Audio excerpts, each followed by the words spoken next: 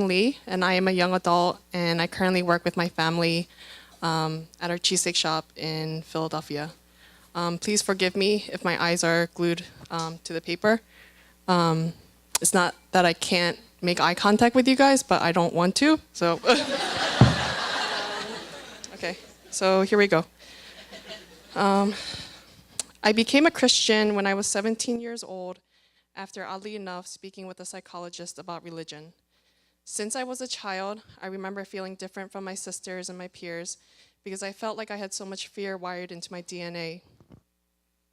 While other kids grew out of their fears, my fears progressively grew worse.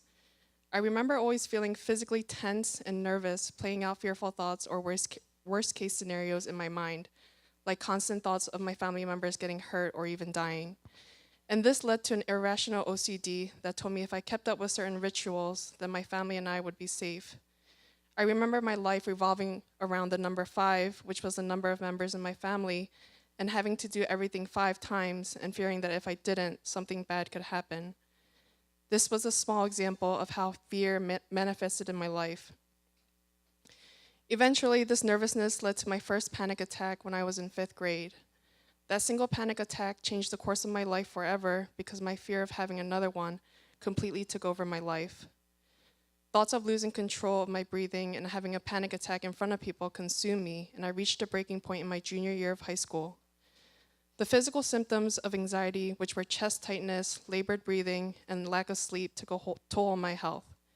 I remember feeling mentally unstable, overwhelmed with fear, and even more afraid to ask my family for help. Without my parents' help, I made an appointment with a psychologist that I found looking through the yellow pages. That session with the psychologist was super short, maybe 15 to 20 minutes, but I remember him asking me if I had a religion or if I believed in any kind of higher power. That one question from the psychologist gave me a desire to start praying and reading the Bible when I got home. No one understood the depths of my fears, not even my parents. But when I prayed to God, it felt like he was really listening and understood what I was going through. And I couldn't help but think that God had a reason and purpose for my anxiety, which gave me peace.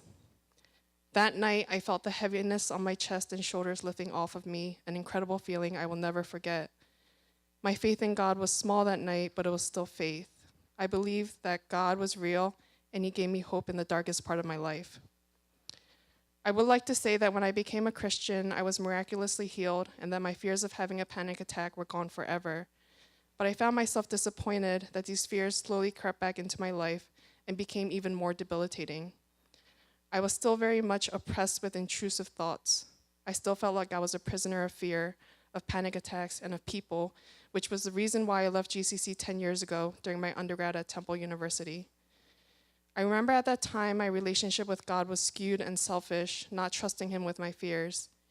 I made God so little in my life and instead let fear take control of my path.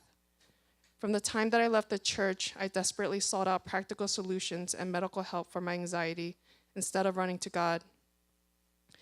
Coping mechanisms and therapy helped me temporarily, but were never enough to give me true, lasting peace. The anxiety became so crippling that I went to the emergency room twice for anxiety-related chest pain. I went into the hospital hoping doctors could help me or find a solution for my pain, but I left not knowing where or who to get help from.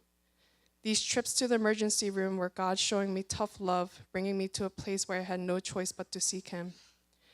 One night in 2017, I woke up from my sleep and fear and panic suddenly came over me. The symptoms felt like I was neck high in water, about to drown. Every cell in my brain wanted to panic, but I was tired of being scared and running to different solutions. For the first time, I decided to be physically obedient to God and stayed still in the midst of the chaos in my mind and let the water I was drowning in rise above me. And as I surrendered my fears to God, I held on to his promise that he will never leave me or forsake me.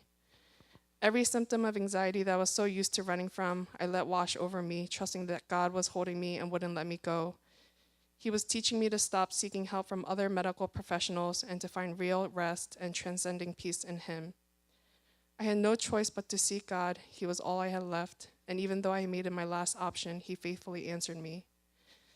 That night, I kept repeating to myself 2 Corinthians 10, verse 4 through 5, "The weapons we fight with are not the weapons of the world.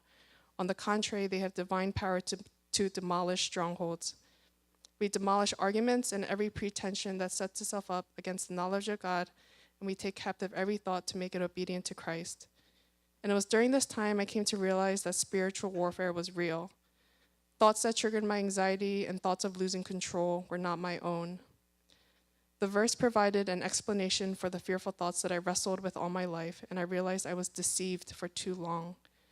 After this realization, I now choose to not be oppressed by these lies, but to put on the full armor of God and stand firm in the truth. So here I am today, back at GCC 10 years later, testifying that even though I was unfaithful to God in so many ways, He was still holding me in His sovereign hands after all these years, patiently waiting to rescue me time and time again. Thank you.